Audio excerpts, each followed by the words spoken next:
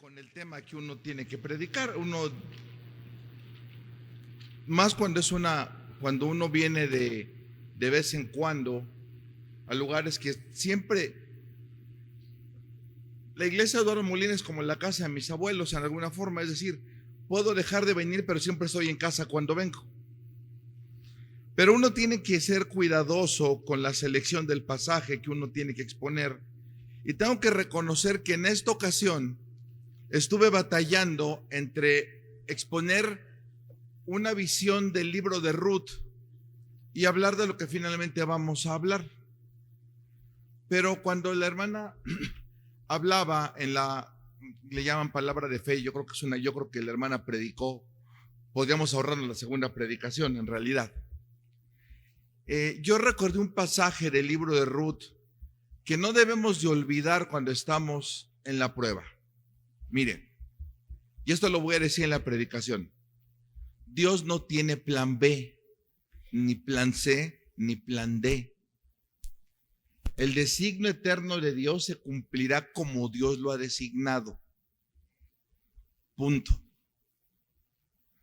Eso significa, la última vez que prediqué hace año, casi año y medio aquí, yo venía recuperándome de una operación y ustedes oraron por mí antes de la operación, porque Dios permitió, más bien Dios designó que me diera cáncer.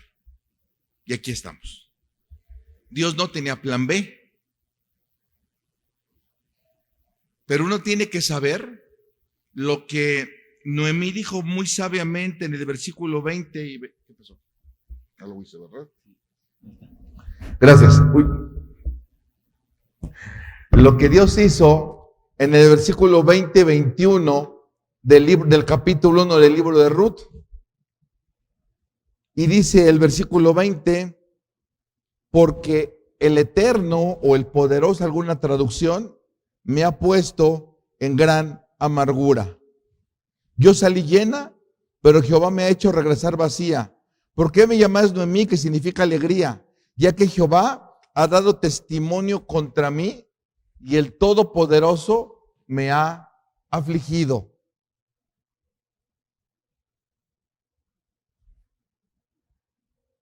Es bien difícil entender y reconocer que más veces de lo que llegamos a aceptar, nuestra aflicción no es que Dios la permita, es que viene de parte de Dios.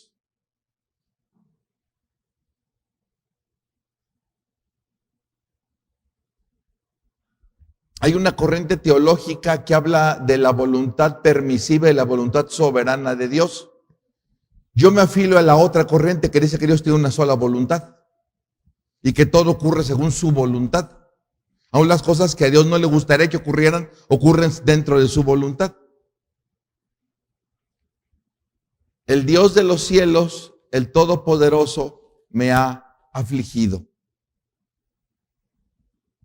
¿Cuántas veces nuestra aflicción viene de parte de Dios? ¿Para qué? Para gloria de Dios. El libro de Ruth, y eso será tema de otra ocasión, con esto me voy a la conclusión. El libro de Ruth claramente es un canto de cómo la aflicción de Noemí fue parte de los preparativos para que usted y yo, gentiles, no pertenecientes al pueblo etnográfico de Israel, pero ahora Israel en la fe, venimos a ser parte de la familia de Dios.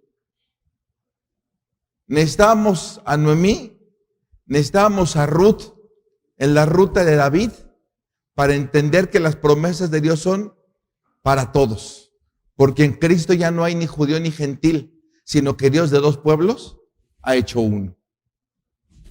Pero esta no es la predicación, pero lo quería mencionar. Señor y Dios, en el nombre de Jesús te pido tu divina misericordia, tu gracia, tu gloria, Padre Santo, en esta mañana. Permíteme predicar para tu gloria, Padre Santo. Amén. Capítulo 6, versículo 5 del libro de Mateo, por favor. Evangelio de Mateo, capítulo 6, versículo 5. Y Yo recuerdo que alguna vez, hace muchos años, seguramente yo era niño o adolescente temprano, y yo vi una película, seguramente en Semana Santa, que nos ponen todas las películas de Jesús en el Canal 4, no sé, inclusive no sé si el Canal 4 todavía exista, tengo mucho que no lo veo, y te ponían todas las películas de Jesús. Y yo siempre recordaba la imagen donde era de noche y estaban solamente los 12 discípulos con Jesús y Jesús les enseñaba el Padre Nuestro. Y entonces yo crecí siempre pensando que el Padre Nuestro era una enseñanza privada de Jesús hacia los más cercanos a Él. Tardé una cantidad de años en estudiar Mateo completo y entender que no es así. Que en realidad la partición que hoy nosotros llamamos capítulo 6 y que no está en el evangelio original, los evangelios se particionaron hasta más o menos al año 400 después de Cristo, de manos de un monje llamado Jerónimo de Escipión, que fue quien hizo la partición capitular del Nuevo Testamento. Los evangelios estaban escritos casi de corrido. Y en realidad el capítulo 6 pertenece a la línea de la idea del capítulo 5 del Sermón del Monte. Cuando yo le hablo del Sermón del Monte, usted piensa inmediatamente en mucha gente, en una multitud, porque además es ahí donde Jesús multiplicó el pan y los peces. Bueno, en esa línea de argumento, en esa línea de ideas donde tiene usted un cerro lleno de gente, en esa línea fue donde Jesús da el Padre Nuestro. Donde Jesús le enseña a la gente, no solo a sus 12 más cercanos, sino le enseña a la gente a orar. ¿Y por qué les enseña Jesús a la gente a orar? Tenemos que posicionarnos claramente y de la mejor forma en el Israel, en la Judea del siglo I, del primer siglo de nuestra era. Nosotros tenemos varias condicionantes que a veces suenan y a veces forman parte de nuestro devenir mental, de nuestra idiosincrasia. Y entonces nosotros pensamos, judíos, siglo I, Jesús, todos los judíos eran perfectamente instruidos en la ley de Dios, todos los judíos conocían la ley de Dios, todos los judíos eran conocedores profundos, y a lo mejor pensamos en un pueblo más de la época de los jueces o de la época de Moisés que lo que llegamos al siglo I. Pero la verdad es que no es así. En primer lugar, el judaísmo tuvo un cambio radical alejándose de Dios en el año 300 antes de Cristo, cuando los judíos y los israelitas, que recordemos en el Antiguo Testamento, el reino de Judá y el reino de Israel no son el mismo reino, regresan del cautiverio babilónico. Los judíos del reino del sur regresan del cautiverio babilónico. Cuando regresan del cautiverio babilónico, ellos han perdido la práctica del judaísmo como lo enseñó Moisés, como lo enseñaron los profetas y los jueces. Ellos pierden también, ellos vienen con una práctica religiosa inventada por los rabinos de esa época, que es el judaísmo talmúdico. Ya no el judaísmo bíblico, sino el judaísmo talmúdico. Muchachos de sonido, no batallen, préstenme un micrófono de pedestal. Regresan con una costumbre del judaísmo talmúdico. El judaísmo talmúdico no es un judaísmo bíblico. De hecho, todos los enfrentamientos que Jesús tiene en contra de fariseos y saduceos no es en contra de sus prácticas bíblicas, es en contra de su interpretación talmúdica de la Biblia. Pero obviamente esa interpretación talmúdica de la Biblia se ha permeado a la gente. El judío del siglo I, en primer lugar, recordemos algo, una gran parte de la población es analfabeta. ¿Cuánta?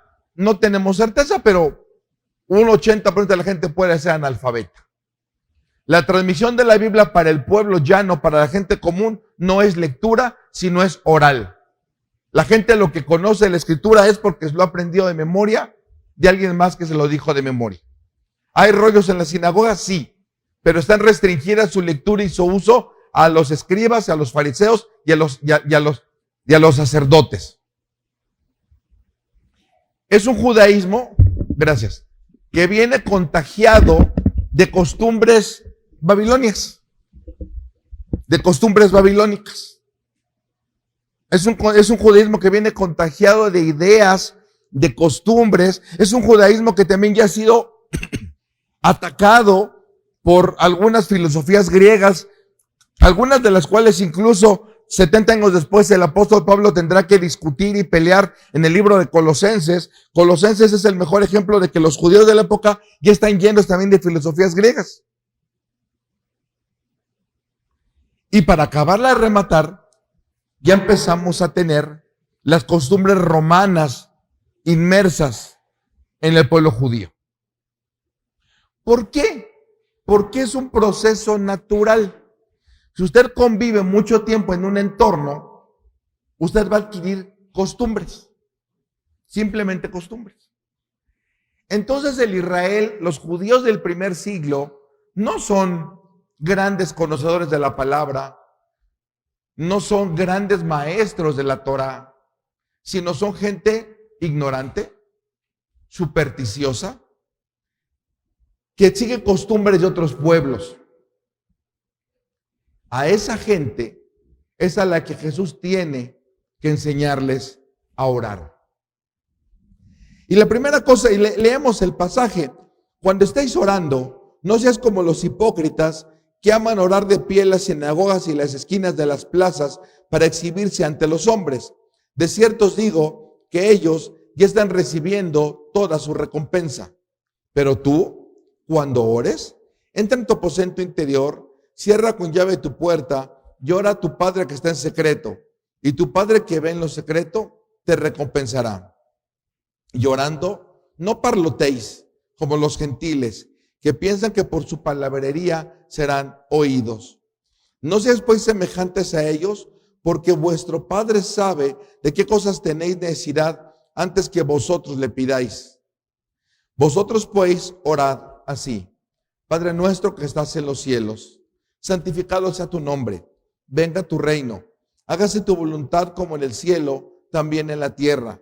El pan nuestro de cada día, dánoslo hoy, y perdona nuestras deudas, como también nosotros hemos perdonado a nuestros deudores. Y no nos metas en prueba, mas líbranos del mal. Porque si no perdonáis a los hombres sus ofensas, también vuestro Padre Celestial os perdonará. Pero si no perdonáis a los hombres, tampoco vuestro Padre perdonará vuestras ofensas. Cuando estéis orando, no seáis como los hipócritas. Primer punto: la oración es un asunto personal entre Dios y tú y usted. ¿Quién se paraba en las esquinas a orar? Fariseos, escribas, gente que le importaba mantener una imagen de piedad. Pero a la imagen de piedad Jesús le llama sepulcro blanqueado. Un sepulcro que tiene un cadáver adentro, pero que huele feo y que se cubre con cal solamente para que no apeste más. Mi hijo tuvo un conejito, le duró 3 días. Él le duró 3 días. Y lo enterramos en el jardín de la casa. Y yo no le puse cal. Era un conejo chiquitito, era un conejo de 2 semanas. Y no le puse cal. Eso fue hace como 1 mes y medio, 2 meses. Yo y el conejo apesta en las noches. Conejo chiquito, en la palma de mi mano. Se me olvidó ponerle cal. Yo tengo en la noche un conejo que apesta hasta que se termine de descomponer.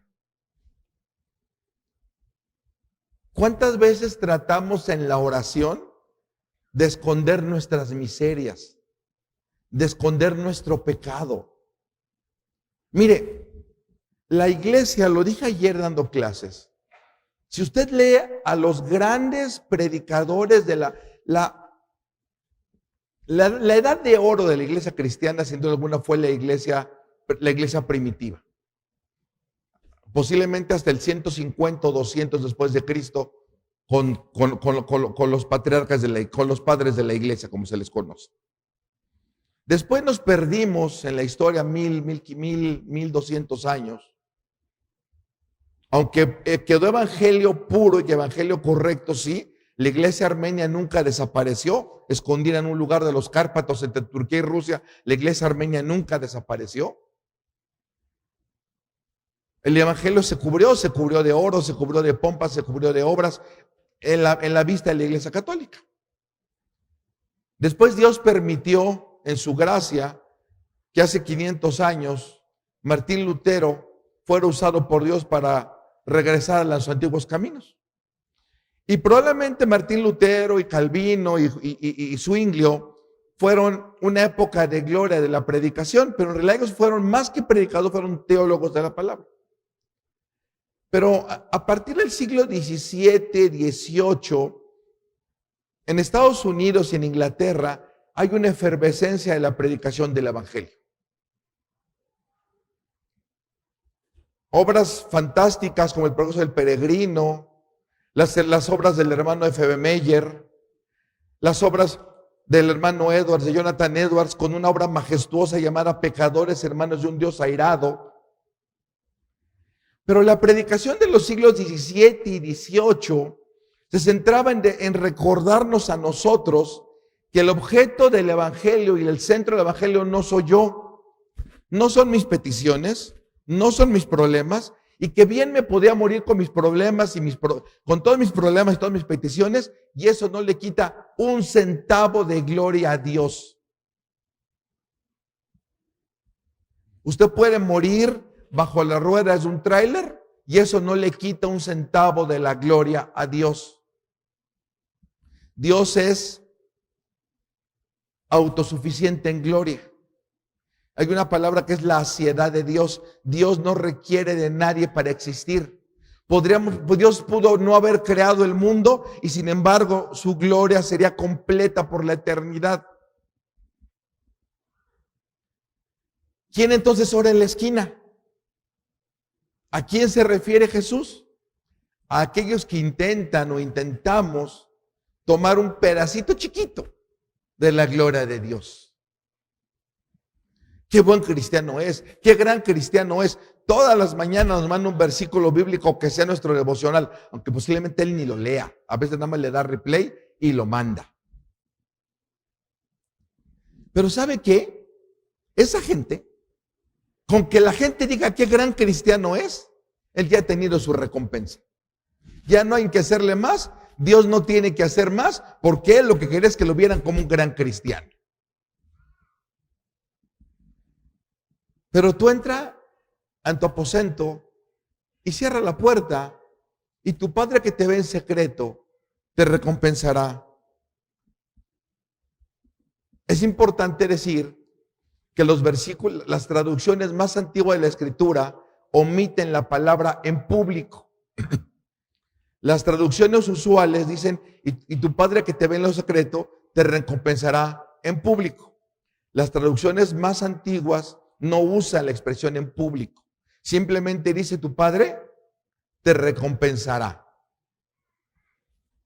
¿Cómo nos recompensará Dios?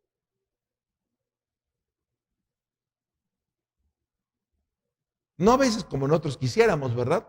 Ay, yo quisiera que de tan buen cristiano que soy, Dios me diera un mejor carro, un mejor trabajo, que la gente viera cómo me bendice Dios. Pero la recompensa de Dios muchas veces también es en lo privado. Es en la certidumbre de la fe. Es en la libertad del pecado. Algunos de nosotros tenemos 20, 30, 40 años, 50 años peleando 50 años lidiando con un pecado. Y tratamos de vencer y nos esforzamos y de repente creemos que ya pasan 3 días y no hemos pecado en ese pecado recurrente y llega el jueves y volvemos a caer en ese pecado recurrente. La recompensa de Jesús en ocasiones es ser libre de esos pecados recurrentes. No es una recompensa que pueda ver la gente ver, porque son pecados que además la gente usualmente no sabe que cometemos. No es un pecado que la gente pueda ver. No es un pecado que me suba a un altar y diga, mire el hermano Saúl qué santo es. No. Porque Jesús me puede recompensar también en privado. Me puede recompensar en público, sí. Pero la Biblia dice, te recompensará en lo privado o en público. Simplemente habla de una recompensa. ¿Qué recompensa a los ojos de Dios, no a mis ojos? La paz, como decía la hermana, como decía la hermana Fanny, el vencer un pecado añejo, esa es una recompensa de Dios.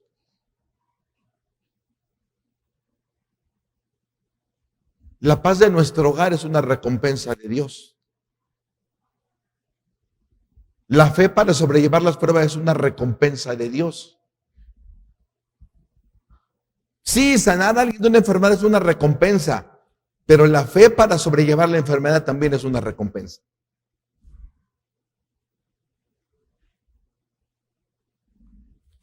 En el siglo XVIII, regreso a mi idea anterior, a principios del siglo XIX, en el siglo XIX, más o menos alrededor de 1850, ocurre un gran problema en la iglesia cristiana del cual no nos hemos repuesto. De poquito en poquito, algunos más, algunos menos, hemos movido la centralidad de la predicación y la centralidad de la oración de Dios hacia el hombre. Y hoy creemos que orar se trata de lo que yo quiero y lo que yo necesito y de las cosas que a mí me hacen falta, a mí o al hermano que está enfrente al cual no conozco. A veces creo que mi tiempo de oración en las iglesias, de repente, no conozco el de aquí, que quede claro. Los grupos de oración son muy curiosos, porque se organizan los horarios de oración y siempre después de organizar el horario de oración, te mandan, ahora que usamos WhatsApp todos, te mandan el horario que te toca orar y la lista de peticiones. No quiero preguntar si aquí ocurre eso, no voy a preguntar. Ya vi la cara de Fanny. Y entonces resulta que hacemos del espacio de oración un espacio de petición, solamente. Y el Padre Nuestro no enseña eso, el Padre Nuestro empieza de otra forma completamente diferente. Primera, cuando ores, que nadie lo sepa. Y hazlo en privado. No parloteis, no repitas vanamente las cosas. ¿Por qué Jesús escribe esto?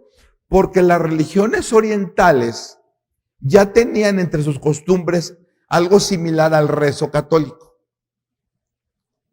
Y el rezo católico está basado en la repetición de oraciones ya hechas, que no necesariamente, eso es muy importante decirlo. Estuve en el velorio del hijo de un amigo mío hace casi un mes. Es triste cuando uno es tan viejo que empieza a enterrar hijos de los amigos. Y hace poco hace 2 semanas, estuve en el velorio de la esposa de un amigo. Le digo a Suri, uno sabe que es viejo cuando empieza a enterrar amigos e hijos de los amigos, esposas y amigos de los hijos. Y hay rezos que los católicos usan, que cuando uno los lee, dice, oye, es más correcto que muchas cosas que a veces predicamos, de muchas cosas que a veces decimos los domingos, es más correcto que cualquier canto de Jesús de Hernán Romero, segurito, ¿sí? Segurito, hay rezos mucho más correctos que cosas que a veces cantamos, muy seguro, pero se pierden al hacerlo una vana repetición, Sin embargo, yo quiero resaltar que hay cristianos que en algún momento de nuestra vida también oramos haciendo vanas repeticiones.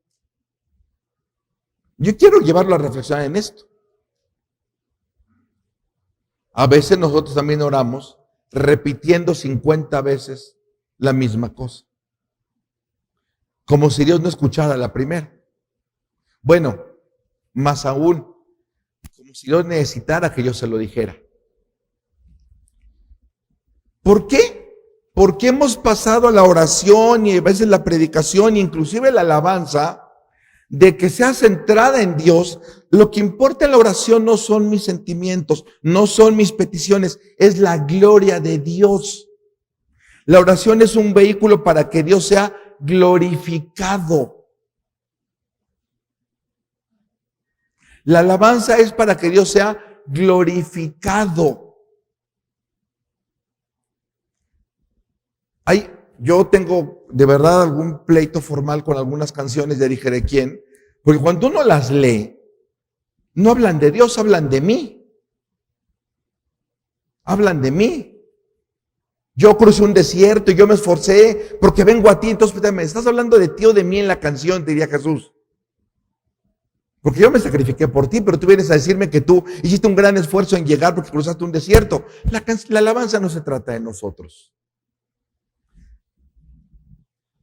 La oración y el Padre Nuestro se trata de Dios.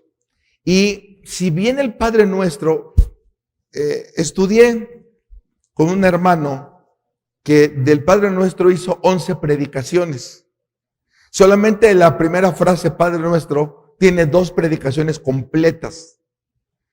Y alguna vez él refirió a un hermano del siglo XX, al hermano Martin Lloyd Jones, que dijo que predicó, creo que 32 predicaciones sobre el Padre Nuestro sin repetir ni una sola.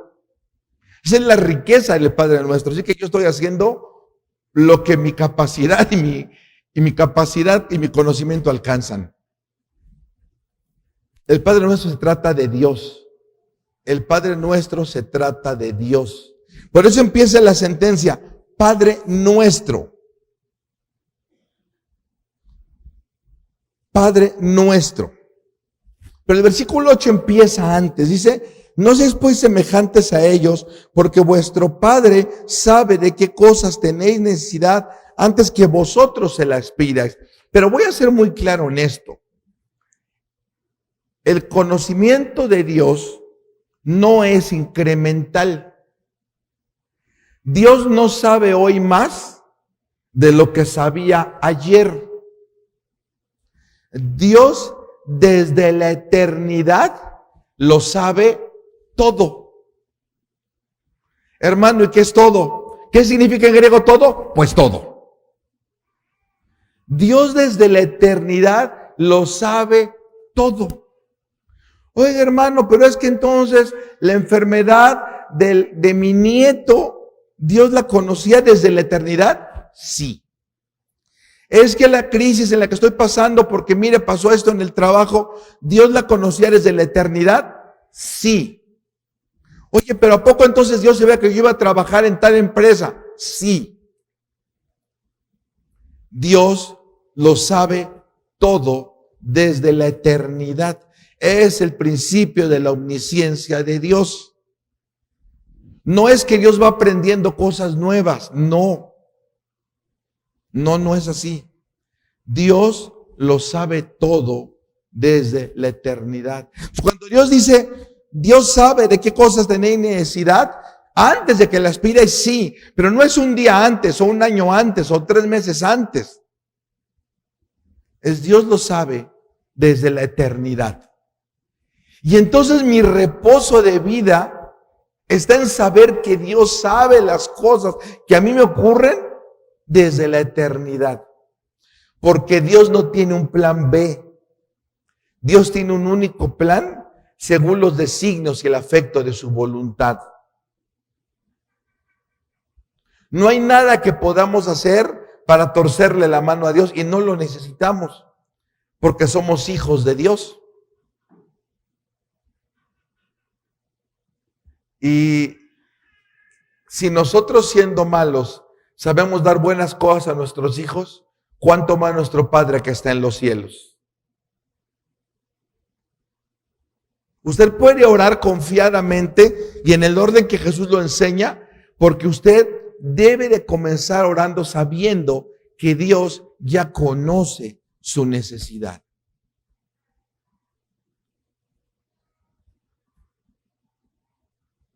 A veces yo empiezo orando diciendo, Dios, enséñame a orar como conviene.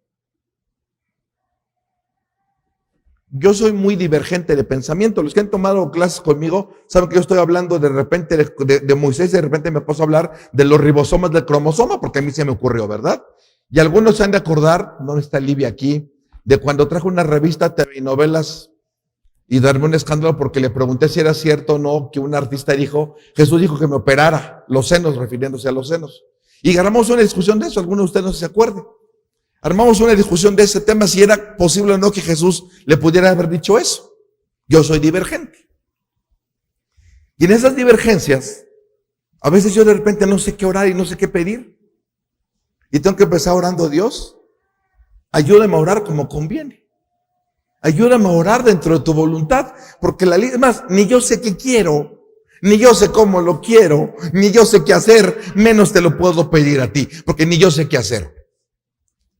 Por eso oramos confiando que Dios sabe lo que necesitamos.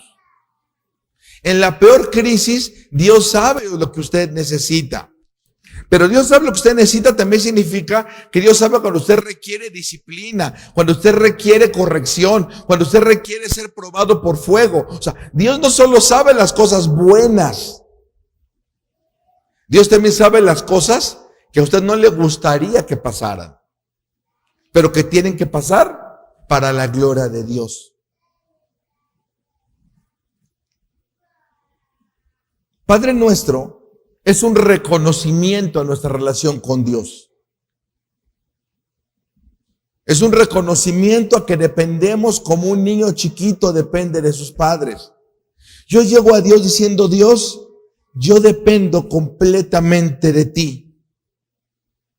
No hay nada que vaya a orar en lo que no requiera completamente de ti. Yo soy incapaz de cualquier cosa por la que vengo a orar, porque si pudiera hacerla, no, a lo mejor no la oraría. Padre nuestro que estás en los cielos, santificado sea tu nombre. La oración de Jesús empieza diciendo, ¿quién es Dios? ¿Dónde está Dios? Reconociendo la gloria de Dios, porque por Él y para Él son todas las cosas. Todas las cosas subsisten por Cristo, por Jesús, por Dios. Todas las cosas pasan porque Dios, dentro de su capacidad infinita, eterna, más que infinita, permite que pasen. Entonces yo vengo a orar, Señor, sabiendo que todo lo que puedo orar y todo lo que me puede ocurrir en la vida está dentro de ti. Reconozco tu lugar, estás en los cielos. Reconozco que tu nombre es 3 veces santo. Y te pido, Señor, que venga tu reino. Te pido, Señor, que el evangelio sea proclamado. Te pido, Señor, que el evangelio sea disparcido por el mundo. Te pido, Dios, por eso Jesús dice, el reino de los cielos se ha acercado. ¿Qué significaba eso? Que el evangelio de salvación era proclamado en la tierra. Te pido que venga tu reino. Te pido que el evangelio de salvación sea proclamado en esta tierra. Hágase tu voluntad. Jesús sabía que la voluntad del Padre siempre se hace, pero es un reconocimiento de nuestra incapacidad. Es como orar, Señor, permíteme orar según tu voluntad.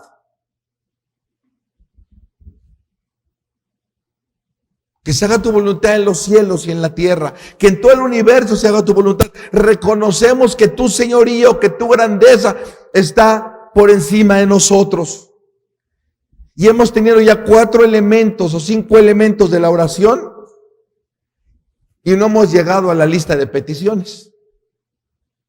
¿Ya se dio usted cuenta de eso? La oración es igual que el culto cristiano. El culto público, nuestra asamblea, no es un lugar para venir y de principio a fin venir a pedir. Es un lugar donde el primer lugar es la gloria de Dios, es la alabanza de Dios, es la glorificación de su nombre.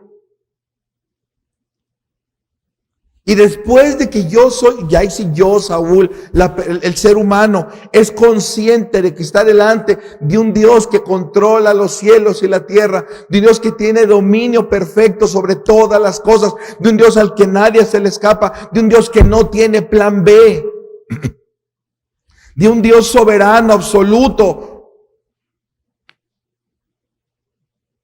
Y una vez que estoy consciente a quién se lo estoy pidiendo, una vez que soy consciente, el pan nuestro de cada día, dánoslo hoy. Así de simple, así de pequeño, pero además, Jesús, el de hoy y el de mañana, y mi casa donde voy a vivir, y el carro que quiero comprar, y la universidad de mis hijos, o de mi hijo en mi caso. No te afanes, porque si Dios sabe lo que necesitas desde la eternidad, seguro sabe lo que necesitas mañana. Pero llegamos en este momento, ¿por qué pedimos hasta este punto? Llegamos al versículo 11 para pedir.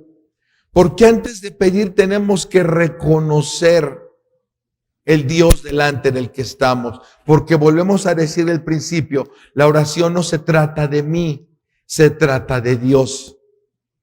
¿Cuán confiadamente puedo venir yo en las mañanas o en las noches o a la hora que sea a orar? Señor, tú sabes que necesitamos esto en la casa.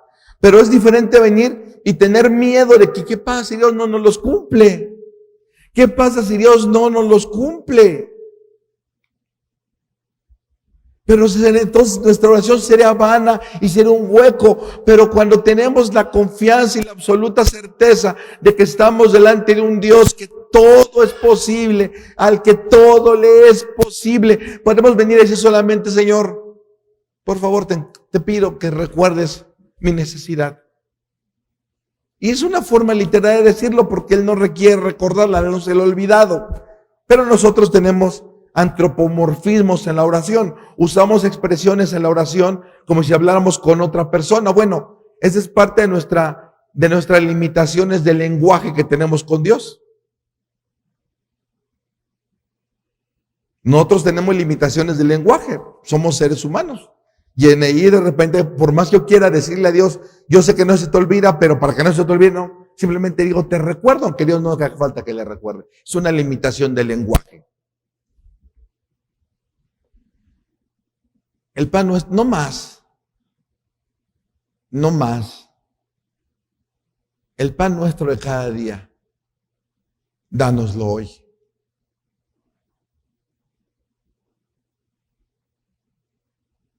Algunos más, algunos menos, pero todos trabajamos pensando en algo más que el pan de hoy. Todos trabajamos pensando en labrar un patrimonio, en ahorrar un poquito, en tener un colchonito para la emergencia. Esa es la verdad humana, ¿no? Esa es la verdad. Esa es la verdad. Pero Jesús enseña, Dios sabe todo.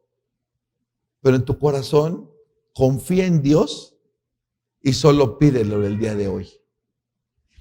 Pero la verdad es que esta imagen nos lleva al desierto. Fíjese bien el desierto. Y mire, Dios me libre algún día de predicar una cosa similar al Evangelio de la Prosperidad. Dios me libre de hacerlo. Que primero me lleve antes que me permita hacerlo. Pero voy a tomar el ejemplo con cuidado. Durante 40 años, los israelitas recibieron maná y perdices. Y aprendieron, porque Dios se los dijo, pero no entendieron a la primera, humanos al fin, que no podían guardar para el día siguiente. Porque si guardaban se echaba a perder y se hacían gusanos. Que solo podían guardar lo de ese día. Y tuvieron que aprender durante 40 años a solo pedir el pan nuestro, el maná nuestro de cada día, dánoslo hoy. Y habrá gente, cristianos incluso, que podrá decir, pero es que durante esos 40 años no tuvieron, no crearon riqueza, no se enriquecieron, no tuvieron ahorros. Pues no, aparentemente. En primer lugar, porque Dios se encargó que nada le hiciera falta. Y su calzado y su vestido no envejeció. Pero no solamente eso. La verdad es que todos ellos, desde que salieron de Israel, de Egipto, ya venían provistos de riqueza material. porque dice que el día que se fueron, con tal de que se fueran, los egipcios los llenaron de oro y plata con tal de que se fueran. Esa riqueza fue la que usaron después para construir el tabernáculo del desierto. Entonces no es que Dios fuera a proveer en el futuro, es que Dios ya había provisto desde el pasado. Cuando llegaron a Israel y se asentaron en la tierra prometida y tuvieron que comprar sus primeras asadas, porque en el desierto no sembraron, en el desierto no crearon animales, no tenían asadones, no tenían palas, no tenían picos. Y llegaron a Israel y dijeron, bueno, ¿y ahora cómo compramos nuestro primer? De que estoy haciendo una imagen, por favor. No lo busquen en la Biblia, es una imagen. ¿Y de dónde vamos a sacar para comprar nuestros primeros arados, en nuestras primeras armas y en nuestros primeros picos? De lo que Dios había provisto 40 años antes, cuando salieron de Jerusalén, cuando salieron de Egipto. Entonces no es que Dios vaya a proveer en el futuro, es que Dios ya proveyó desde el pasado. Porque desde el pasado, Dios sabía lo que necesitaban. Desde el pasado, Dios sabía lo que necesitamos nosotros el día de hoy. Pero ciertamente, es un camino, es parte de la madurez cristiana, el entender y tener la confianza de que Dios de verdad va a proveer.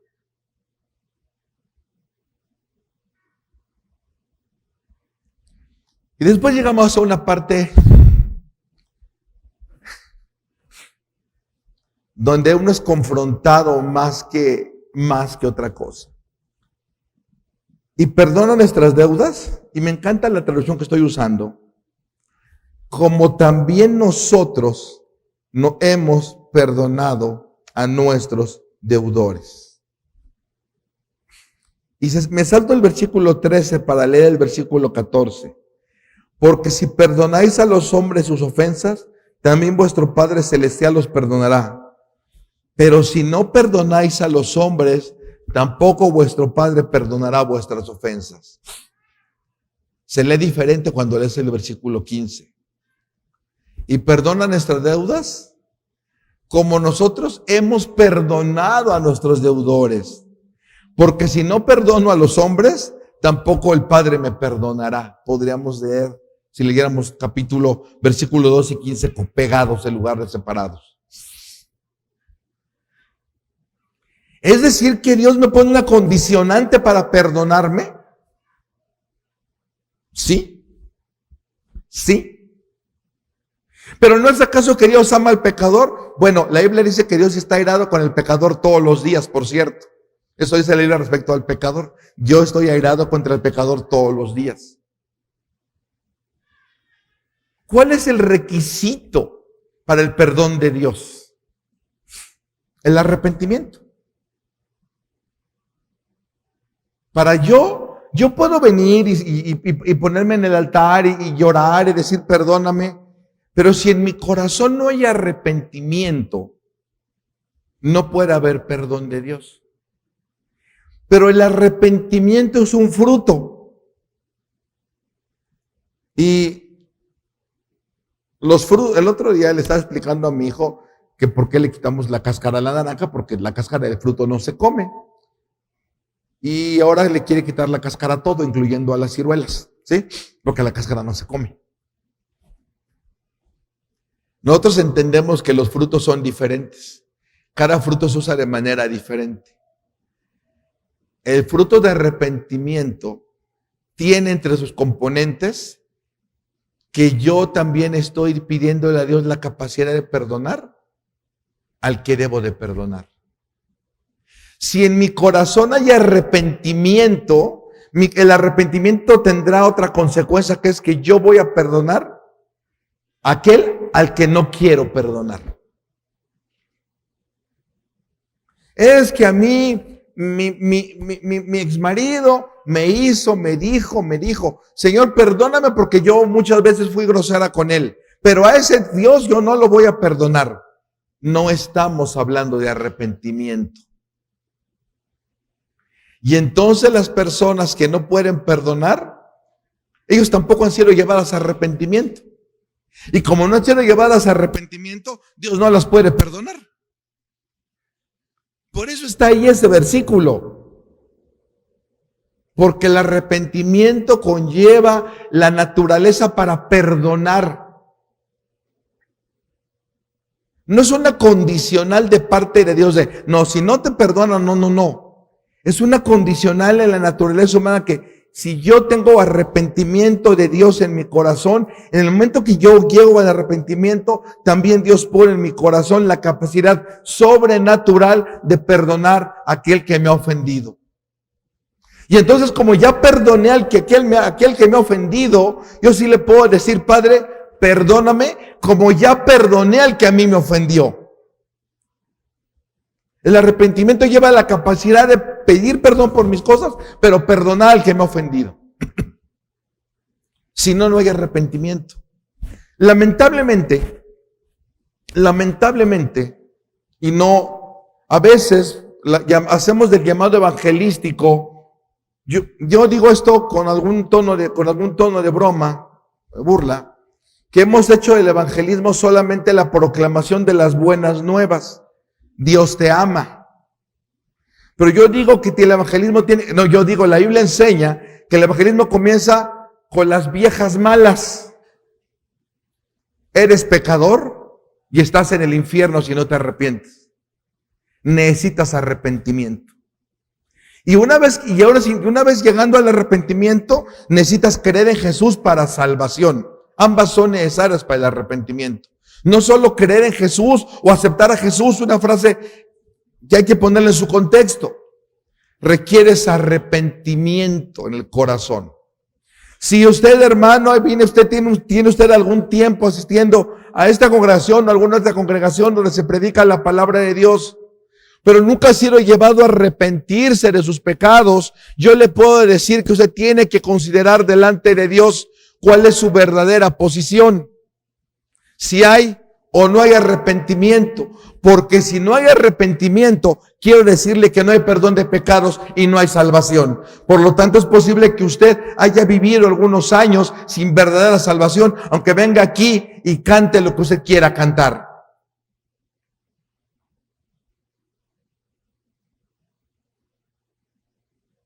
La Biblia enseña en la parábola del sembrador, que hay eventos que nos siembran la palabra. Pero esa palabra tiene que dar fruto. Y si a lo mejor nosotros, y cuando hablo nosotros, hablo de las iglesias que tenemos comunión, como el hermano Joel, como yo, no somos muy dados a hacer campañas evangelísticas como tal, ¿sí? No somos dados a traer un predicador medianamente y que solo hable y que diga, no somos dados, es un tema de costumbre y de cultura, no tiene ni nada de bueno ni nada de malo. Pero reconozco que hay iglesias que tienen un énfasis mayor en las campañas evangelísticas, vamos a llamarle así. Bueno, es posible que usted en alguna campaña evangelística haya aceptado a Cristo en su corazón. Ese acto es como el día que el sembrador salió a sembrar y aventó la semilla, pero alguna cayó en el camino y se la comieron los pájaros. Alguna cayó en tierra poco profunda y salió muy rápido y llegó el sol y se quemó. Pero hubo alguna que cayó en buena tierra y dio fruto. Entonces no estamos hablando de que si usted aceptó algún día a Cristo, usted no haya tenido comunión con Dios. No estamos diciendo eso. Estamos diciendo que ese acto fue el acto donde Dios sembró la palabra en usted, pero que en el tiempo, y el tiempo puede ser 2 meses, 3 meses, 2 años, 20 años, esa sembrada de palabra tuvo que dar fruto de arrepentimiento. Y hubo un día en el que usted le dijo a Dios, Dios, hoy que te he conocido, me arrepiento de los pecados, de mi naturaleza pecadora y los pecados que he cometido contra ti.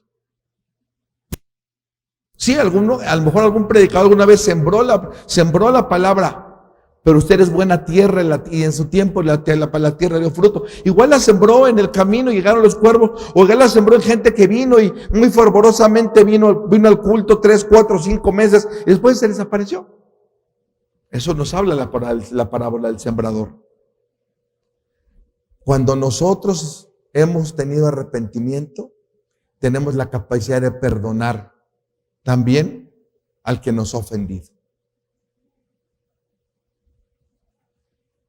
Y se da cuenta, el 60%, el 70% del Padre Nuestro tiene que ver menos con nuestras necesidades que con la gloria de Dios, con el reconocimiento de Dios, con el profundo conocimiento de quién es Dios. Con el profundo conocimiento de quién es Dios. Dios conoce mis necesidades. Dios conoce mis necesidades. Dios conoce mi corazón. Por eso no vengo a pedir perdón hasta no estar seguro, hasta no tener arrepentimiento en mi corazón, porque Dios conoce mi corazón. Y no nos metas en pruebas, mas líbranos del mal. Me recuerdo la oración de Jabes.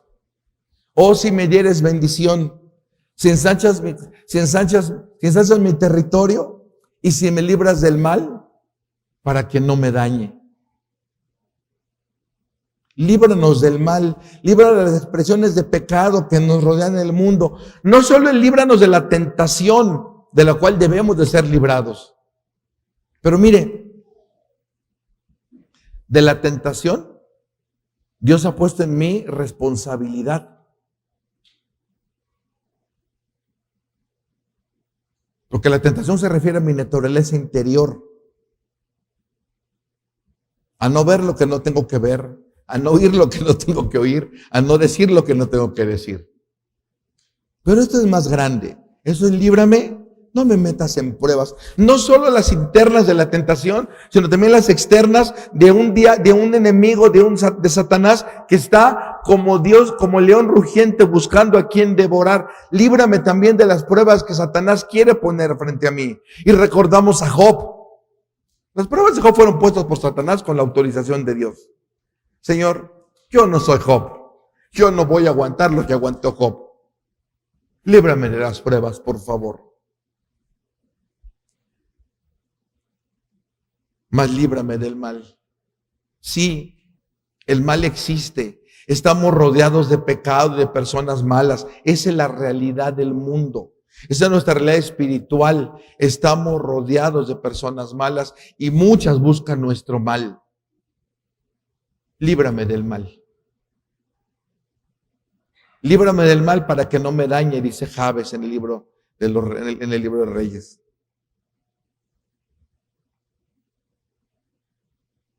En la traducción original, en los textos más antiguos, no existe la expresión porque tú eres el reino, el poder y la gloria. Pero sin embargo, los escribas que integraron esa frase en el siglo II más o menos, encontraron alguna referencia a esto y la verdad es que tiene sentido. De hecho, en realidad haría más fácil el texto porque era un texto redondo. Empezamos dando la gloria a Dios y cerramos dando la gloria a Dios. Porque tú eres el reino, el poder y la gloria. Solo que fíjese bien. Esa manifestación del reino, el poder y la gloria, ya no la ponemos al final como, bueno, ya oré, ya pedí, ya lloré. Bueno, ahora Dios es tuyo el reino. No. No es al final como cabuz de ferrocarril. No. Es al principio como cabeza nuestra oración. Porque tú eres el reino, el poder y la gloria, es como nuestra oración debe de comenzar. Porque si perdonáis a los hombres sus ofensas, también vuestro Padre Celestial os perdonará. Pero si no perdonáis a los hombres, tampoco vuestro Padre os perdonará. En realidad, el Padre Nuestro es un palincesto. Un palincesto es una palabra griega que se usa para escribir una tabla de cera o una tabla de cera. En algún momento de la historia se escribía en cera con una cuña. Se hacía una tabla de cera, un tablón, se cubría de cera y se iba escribiendo. Pero cuando se quería volver a usar la tabla, se le daba una capa de cera y se escribió otra vez sobre la capa original. Pero significaba que en realidad si tú pudieras ir quitando de poco en poco las capas de cera, ibas a poder leer la de arriba, la de en medio, la de abajo, la de más abajo. Podrías leer todas las capas. Toda la Biblia es un palincesto. Toda la Biblia tiene capas de lectura. Particularmente el Padre Nuestro es un palincesto. Podríamos hacer 20 predicaciones del Padre Nuestro y cada una tendrá una temática y un objetivo y una estructura diferente. Hoy solamente estuvimos dando una introducción desde la óptica de los atributos de Dios, desde la óptica de la oración, que donde Dios es el sujeto de la oración, Dios es el objeto de la oración, porque para Él porque por Él y para Él son todas las cosas. A Él sea la gloria por los siglos de los siglos.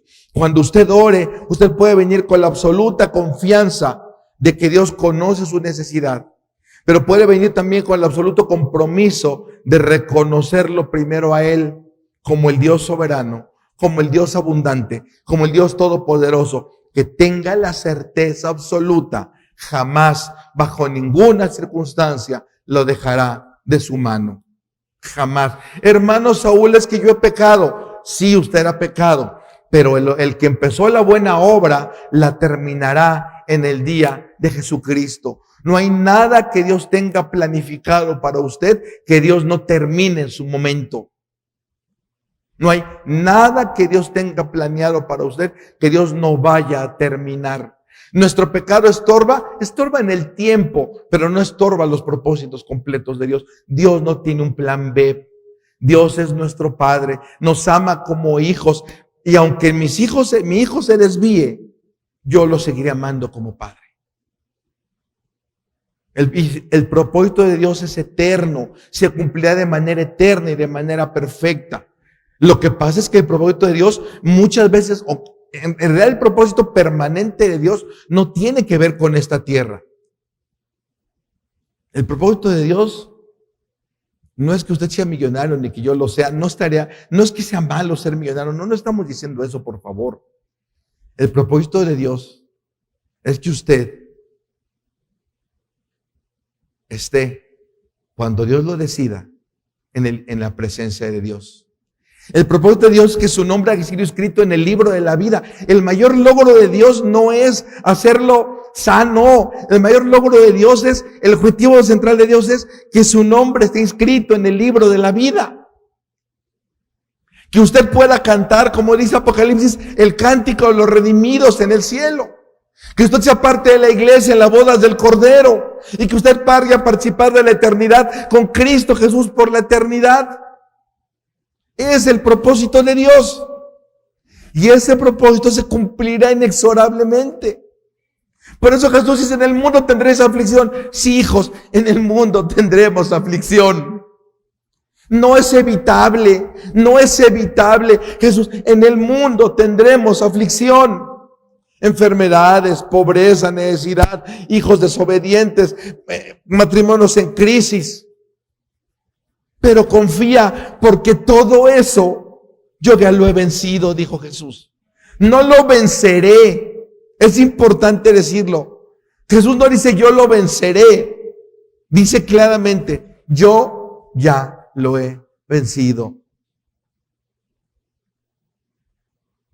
Esa es nuestra fe. Esa es nuestra fe. En un Dios que cumplirá inexorablemente su voluntad. Inexorablemente, porque de Él depende todo el universo. No hay un minuto de la historia humana, no hay este púlpito debe de medir 1.40, 1.50 por medio metro. Tiene 2.25 metros cuadrados, más o menos. No hay un espacio tan chiquito como este púlpito en toda la historia humana que no haya estado bajo el absoluto control de Dios. No existe. No hay un segundo de la historia humana que no esté bajo absoluto control de Dios. El futuro de la historia humana está bajo absoluto control de Dios. Oramos. Señor y Dios, ¿cuántas gracias te damos, Jesús? Porque a ti es la honra y la gloria por los siglos de los siglos. A ti te alabamos y te bendecimos por tu gran majestad. Te alabamos y te bendecimos porque eres Dios grande, eterno, Dios fuerte, príncipe de paz. Y gracias, Jesús, porque nos enseñaste a orar partiendo de lo que tú eres. sabiendo, enseñándonos que eres un Dios que conoce todo, que lo sabe todo, que merece toda la honra. Solamente, Señor, enséñanos a orar. Ya lo enseñaste tu palabra, que podamos entenderlo y podamos vivirlo. Que nuestra oración sea una declaración absoluta de confianza hacia ti, Señor. Nuestra naturaleza humana, nuestro pecado nos estorba para llegar a eso. Pero vence tú nuestro pecado. Vence tú nuestra incredulidad, vence tú nuestro egoísmo, vence tú nuestra humanidad, nuestro humanismo en nuestra oración. Que la oración sea solamente por ti y para ti, porque por ti son todas las cosas. En el nombre de Jesús, Señor. Amén. Que Dios les bendiga, hermanos.